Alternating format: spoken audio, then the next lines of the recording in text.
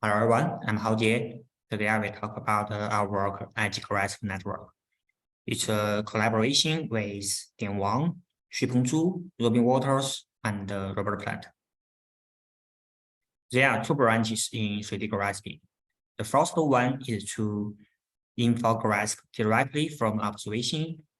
The second one is the sample-based method. So given the current observation, we sample several grasp candidates and map the state action pair to grasp quality value. And our proposed method is a sample-based one.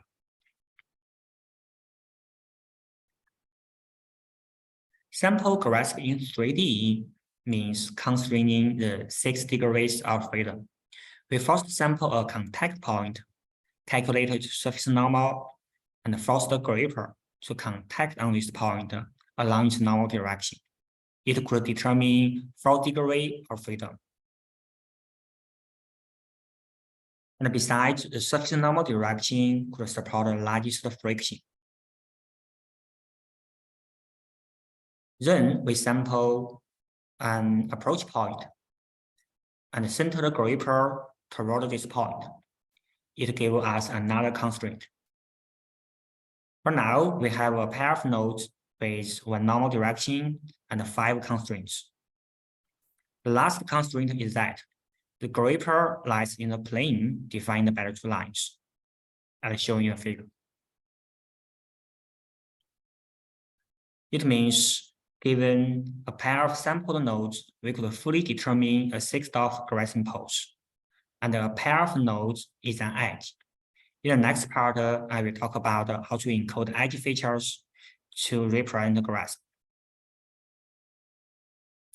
In our encoding process, for an approach point, we consider all of the neighboring points within a certain distance as contact points.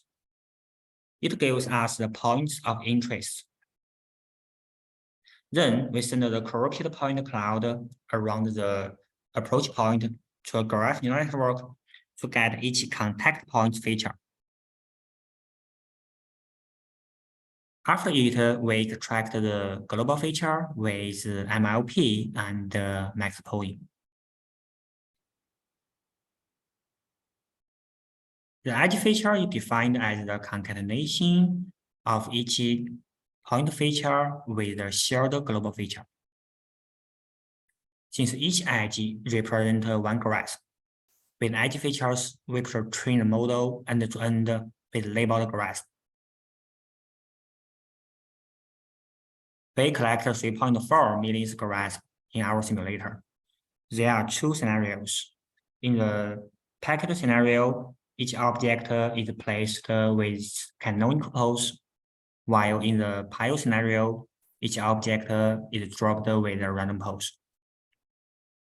There is also a designed SO3 invariance in the grasp evaluation function. That is, if there is rotation on both the point cloud and the grasp, the Q value should not change. And there are 2 ways to achieve SO3 invariance: data augmentation or accurate models. We tried both ways and proposed edge grasp net and VN edge grasp net. We found that when considering SO3 invariance, we can get better accuracy without overfitting. And with the use of accurate models, it could converge faster. We tested this algorithm on real robot with 4 different object sets. The first 2 columns shows household objects for the packet and the pile scenarios. The third column shows test hard objects, and the last column shows adversarial objects. Our method could achieve about 92 grasp success rate and almost 100 declutter rate for household objects, as well as the test hard objects.